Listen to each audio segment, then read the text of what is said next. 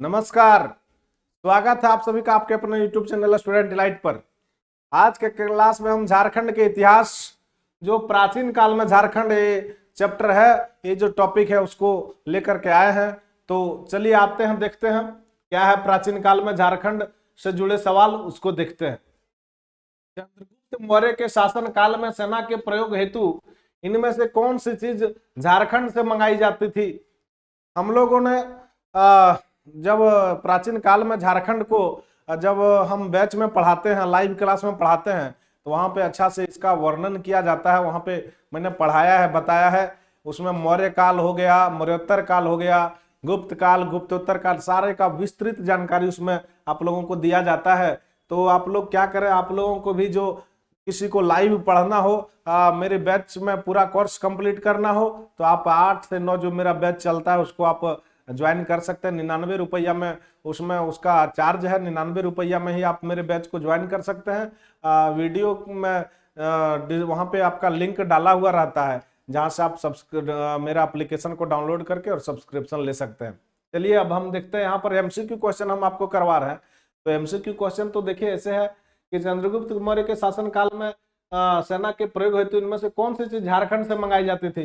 तो चंद्रगुप्त मौर्य अपने जब सेना का उसको जब प्रयोग करना होता था, सेना का जब प्रयोग होता था, तो सेना के लिए हाथी जो है वो झारखंड से मंगाया जाता था। क्या मंगाया जाता था? तो हाथी मंगाया जाता था झारखंड से। यहां पर हो जाएगा हाथी। चलिए आगे इससे जुड़े सवाल को देखते हैं। कौटिल्य के अनुसार झारखंड में किस प्रकार की शासन प्रणाली स्थापित थी? तो कौटिल्य के अनुसार झारखंड में जो शासन प्रणाली स्थापित थी वो हो जाएगा गणतंत्रात्मक शासन प्रणाली स्थापित थी। आगे सवाल है, कौटिल्य के अर्थशास्त्र में झारखंड के लिए प्रयुक्त किया गया शब्द। कौटिल्य ने अपने अर्थशास्त्र में झारखंड के लिए कौन कौन सा शब्द प्रयोग किया था? तो वो प्रयुक्त शब्द था कुक्कुट देश और कुक्कुट भी। तो यहां पर हो जाएगा उपयुक्त दोनों, आंसर हो जाएगा। आगे सवाल है, कौटिल्य ने झारखंड के इंद्रावक नदियों से किस चीज के प्राप्त होने का उल्लेख किया है? कौटिल्य ने अपने अर्थशास्त्र में उल्लेख किया है कि झारखंड के इंद्रावक नदियों से हीरा प्राप्त होता था। तो इसका जवाब हो जाएगा हीरा। चलिए आगे सवाल है, झारखंड प्रदेश में अशोक द्वारा बौद्ध धर्म के प्रचार हेतु किस अधिकारी को भेजा गया था? अशोक ने क्या किया था? बौद्ध धर्म के प्रचार के लिए। कौन से धर्म के प्रचार के लिए? बौद्ध धर्म के प्रचार के लिए क्या किया था? एक अधिकारी को भेजा था झारखंड में। कौन से अधिकारी को? उसके अधिकारी का नाम था रक्षित। याद रखेंगे, क्या उस अधिकारी का नाम था? रक्षित। किसके द्वारा भेजा गया था? तो भेजा गया था अशोक के द्वारा। तो इसका यहाँ पर जो जवाब हो जाएगा कि अशोक के द्वारा किसे भेजा गया था, तो इसका जवाब यहाँ हो जाएगा रक्षित नाम के अधिकारी को भेजा गया था। आगे आपके सामने सवाल है, किस मौर्य सम्राट के कलिंग अभिलेख में झारखंड के संबंध में वर्णित है किस क्षेत्र के जनजातियों को मेरे धर्म का आचरण करना चाहिए? तो वो मौर्य सम्राट अशोक हो जाएगा।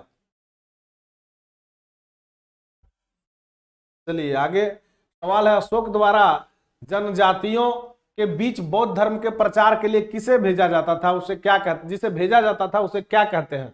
तो अशोक जनजातियों के बीच में बौद्ध धर्म के प्रचार के लिए भेजता था, और जिसे भेजता था उसे याटवी कहते हैं। क्या कहते हैं? याटवी। चलिए आगे सवाल है, झारखंड के किस स्थान से रोमन साम्राज्य के सिक्के प्राप्त हुए हैं? झारखंड के किस स्थान से रोमन साम्राज्य के सिक्के प्राप्त हुए हैं? तो याद रखेंगे, रोमन साम्राज्य के सिक्के झारखंड से कौन से स्थान से प्राप्त हुए हैं? यहां पर इसके लिए 4 ऑप्शन आपके पास हैं। वो ऑप्शन है रांची, पलामू, हजारीबाग और सिंहभूम। तो रोमन साम्राज्य के सिक्के जो प्राप्त हुए हैं वो सिंहभूम से प्राप्त हुए हैं। कहां से प्राप्त हुए हैं? सिंहभूम से प्राप्त हुए हैं। आगे आपके पास सवाल है, निम्न में से झारखंड के कौन से स्थान से इंडो सिथियन सिक्के प्राप्त हुए हैं? तो इंडो सिथियन सिक्के जो प्राप्त हुए हैं वो चाईबासा से प्राप्त हुए हैं। और सवाल इसमें आ सकता है आपका, कुषाण कालीन सिक्के कहां से प्राप्त हुए हैं? तो याद रखेंगे, कुषाण कालीन सिक्के रांची से प्राप्त हुए हैं। चलिए देखिए आ गया, झारखंड में निम्न में से कौन से स्थान पे कुषाण कालीन सिक्के प्राप्त हुए हैं? तो वो रांची हो जाएगा इसका जवाब।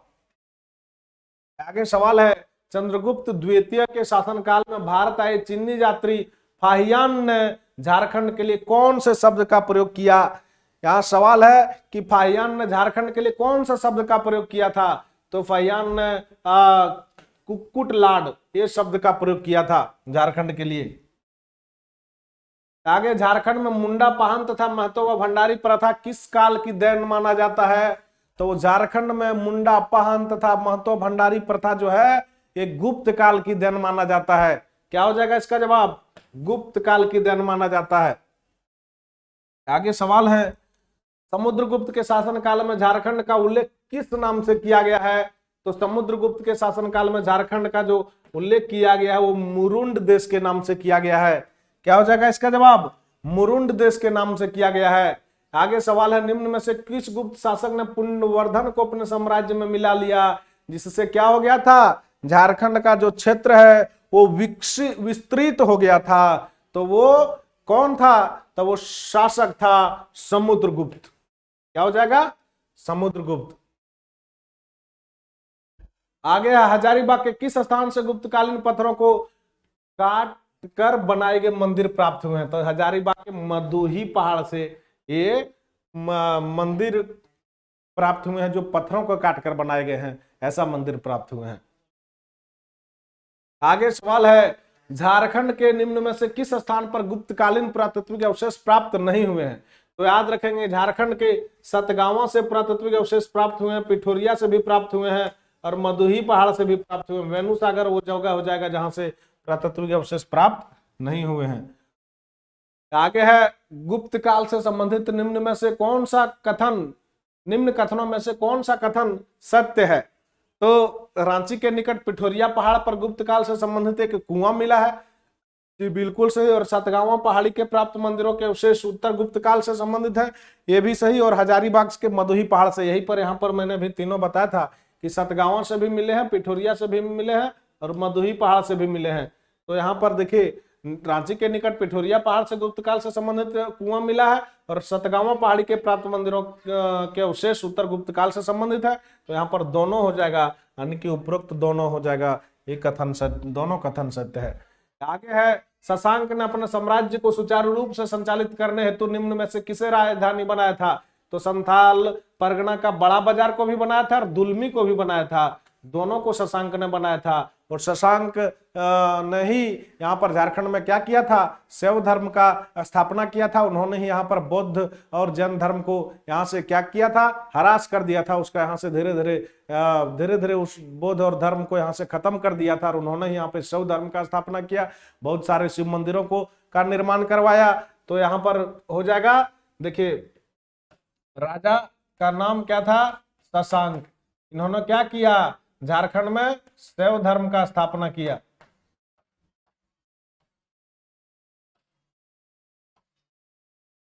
इन्होंने शैव धर्म का स्थापना किया और बहुत सारे शिव मंदिरों को बनाया।